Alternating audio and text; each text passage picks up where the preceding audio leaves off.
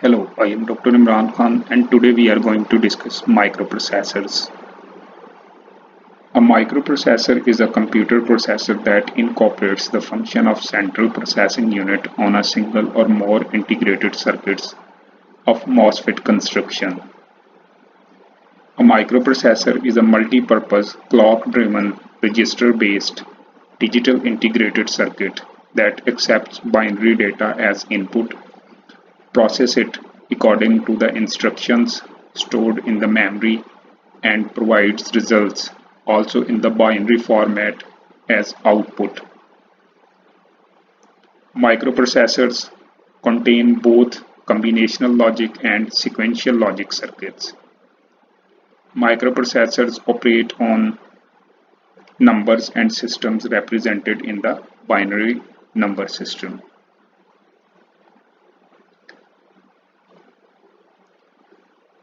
So, we are going to start from the block level diagram of basic microcomputer.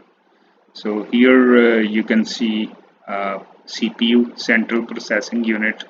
So here you can see the processor, memory and input output devices, and there is a link. So this link is basically system buses. So it has address buses, data buses and control buses. So this is the block level diagram of a micro computer. So here you can see the CPU or the microprocessor. So microprocessor is a controlling unit of a microcomputer fabricated on a small single chip capable of performing arithmetic logic, unit operations and communicating with other devices connected to it. So here you can see that the microprocessor can communicate to different devices, connected input output devices, and the other memory devices, which includes RAM, ROM and other secondary memories.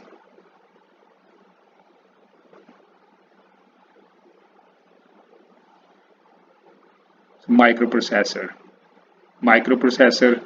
is an integrated circuit that stores and manipulates information as directed by a set of instructions.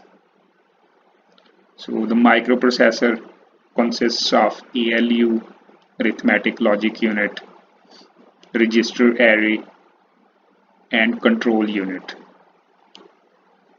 ALU or arithmetic logic unit performs arithmetical and logical operations on the data received from memory or other input devices. Register array consists of registers identified by the letters like B, C, D, E, H, L and accumulator registers. The control unit controls the flow of data and instruction within the computer.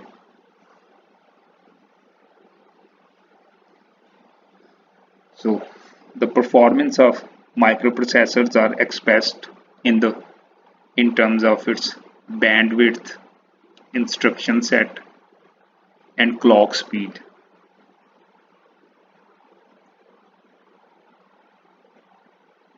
Instruction set. It is the set of instructions that the microprocessor can understand. Bandwidth. It is number of bits processed in a single instruction. The clock speed. Clock speed determines the number of operations per second the processor can perform. It is expressed in megahertz or gigahertz. It is also known as clock rate.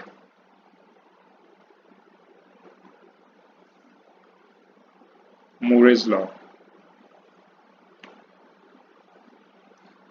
Moore's law is the observation that the number of transistors in a dense integrated circuit doubles about every 2 years.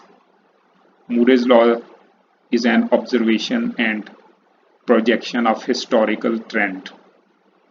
Rather than a law of physics, it is an empirical relationship linked to the gains from experience in production.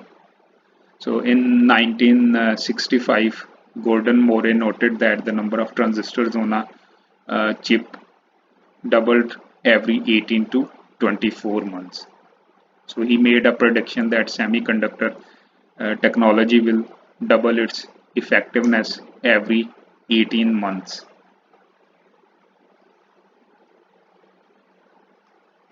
Transistor count. The transistor count is the number of transistors on an integrated circuit, or IC. Transistor count is the most common measure of IC complexity. So as we know that our microprocessor is also an integrated circuit, or IC. A microprocessor incorporates the function of a computer's central processing unit on a small single integrated circuit. So here we can see the trend of transistors count from year 1975 to year 2020. So here you can see the different microprocessors developed by the Intels, and here you can see the number of transistors. So in 1970s, so it was 86 microprocessor, and you can see it was having the number of transistors around maybe 20 or 30K. So here you can see the linear relationship. So the number of transistors are continually increasing. So here in year 2020, we are having our microprocessors having 15 billion transistors. So and 5 nanometer process technology. So it means that the number of transistors are continually increasing in our integrated circuits or microprocessors. So the microprocessors are getting more powerful, and they have more functionality compared to the previous versions. So here we can see the trend of Moore's law in microprocessors. So here you can see the relationship from 1970s to year 2010. So here you can see 2 times growth in 1.96 years. So it means that the microprocessor almost double its effectiveness in every 2 years. So this was Gordon Moore's prediction. So the frequency. So if you see the trend of frequency, it also doubles every 2 years in microprocessors. So lead microprocessors frequency doubles every 2 years. So here you can see the trend. So these are different microprocessor, and this is the frequency in megahertz, and this is the number of years on x-axis. So here you can see the relationship between frequency and the microprocessors. So this is the block level diagram of a general purpose microprocessor. So here you can see these type of CPUs are used for the different computers and the mobile phones. So the microprocessors commonly, they don't have RAM, ROM, IO devices on CPU chip itself. So here you can see here we have this CPU, and the CPU is connected to different other devices like RAM, ROM, input, output, ports, timers, serial or communication ports via these system buses. So this system bus, they have this data bus, address bus, control bus. So you will find many chips on the motherboard. So these all things are connected to CPU via these system buses.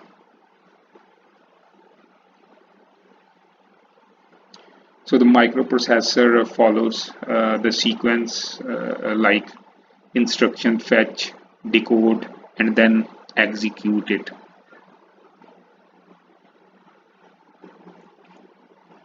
So the microprocessor architecture, our microprocessing unit communicates with memory and IO devices using the system bus.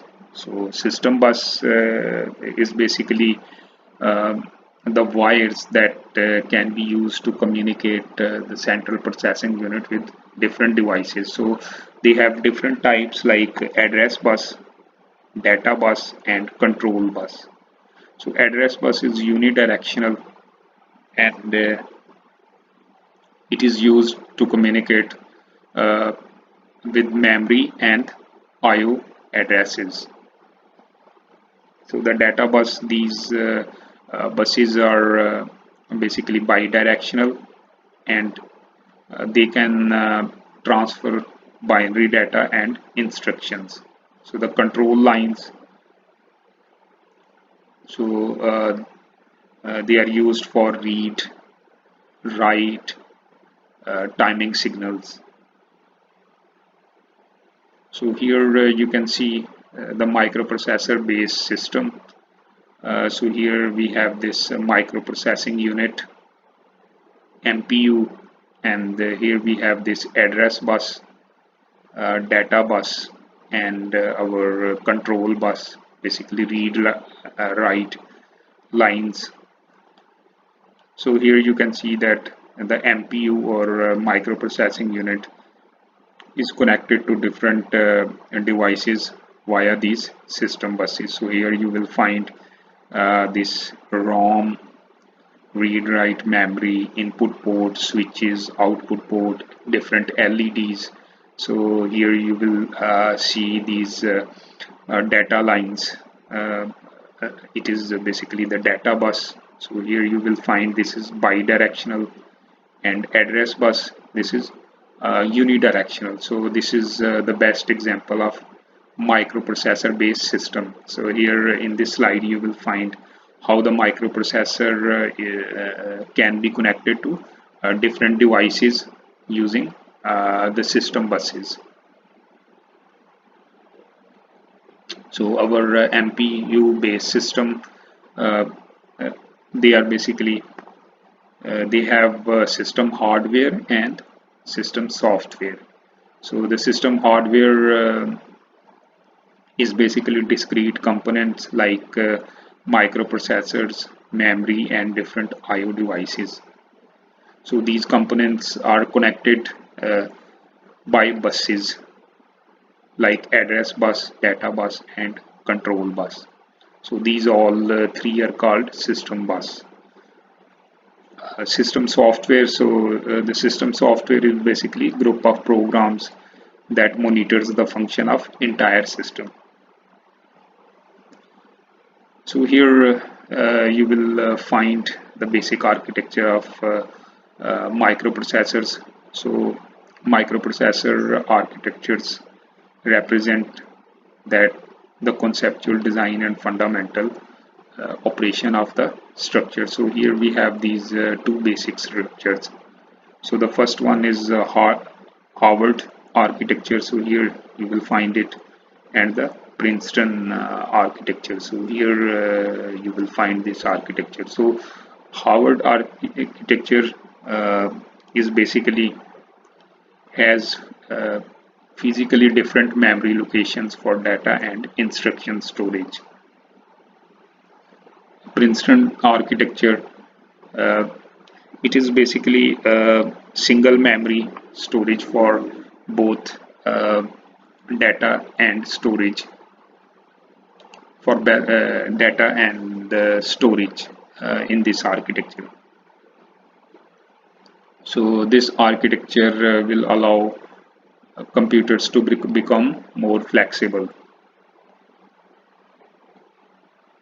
So here we have examples of microarchitecture of 8086 and 8088 microprocessors. So microarchitecture is the circuit building block that implements the software and hardware architecture and specifies information about uh, exe execution unit, pipelining, and instruction set of the processor. So here we have the microarchitecture of our 8086 and 8088 microprocessors. So here we have this execution unit EU and bus interface unit. So here you will find different general registers, operands, ALU, different flags. So in the bus interface unit you will find different segment registers, address generation and bus controllers, and instruction queues.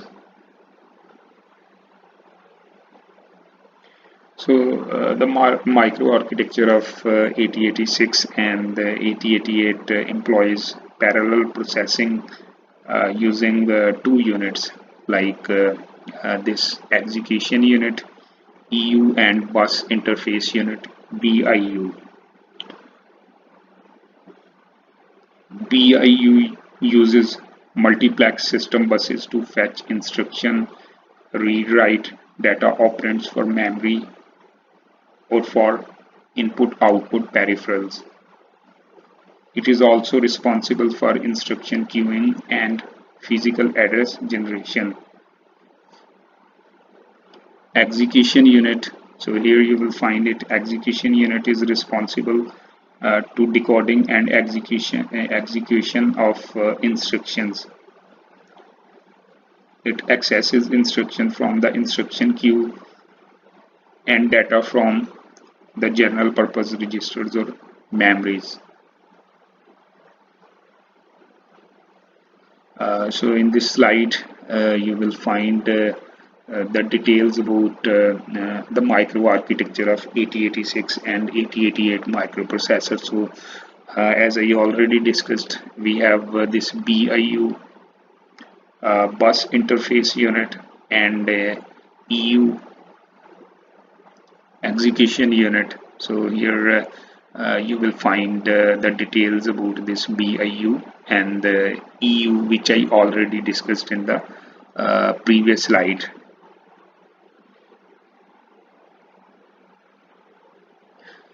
So here I will discuss the different types of microprocessors.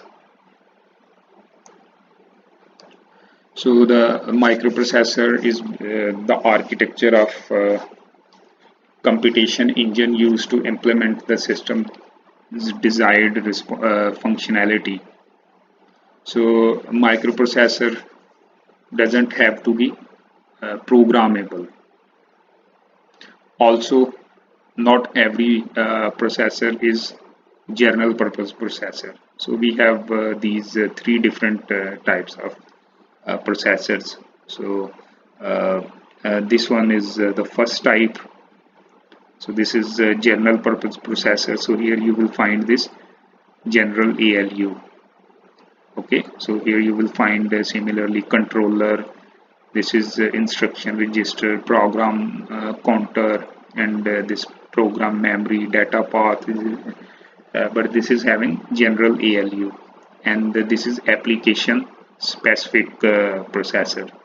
So this application specific processor is quite similar to general purpose processor, but here it is having custom ALU. Okay, so this general purpose processor is having general ALU, and this application specific processor is having custom ALU. Okay, and the third one is the single purpose processor. Okay, so this single purpose processor is used for one type of application only. Okay, so this one is simple microprocessor. So this is we can use for our small applications. but these general purpose microprocessor, they can be used for the bigger applications. So now we will discuss in details about these processor types. Okay, so let's discuss this general purpose processors first. So these are basically programmable devices used in a variety of applications. So these general purpose processors have some good features like program memory, general data path with large register files, and general ALUs. So these general purpose microprocessors have some benefits like low time to market and low NRE cost or non-recurrent engineering costs that are the first time cost only. So these are basically highly flexible.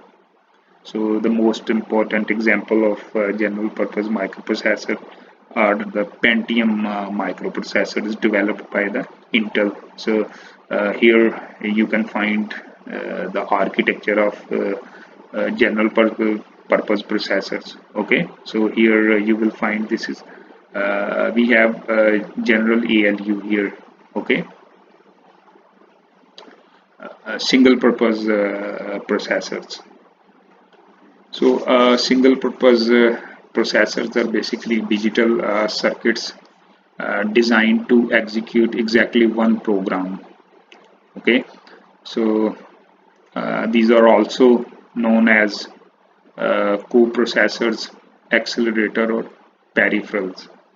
So these single purpose processors have some good features like they contain only the components needed to execute single program.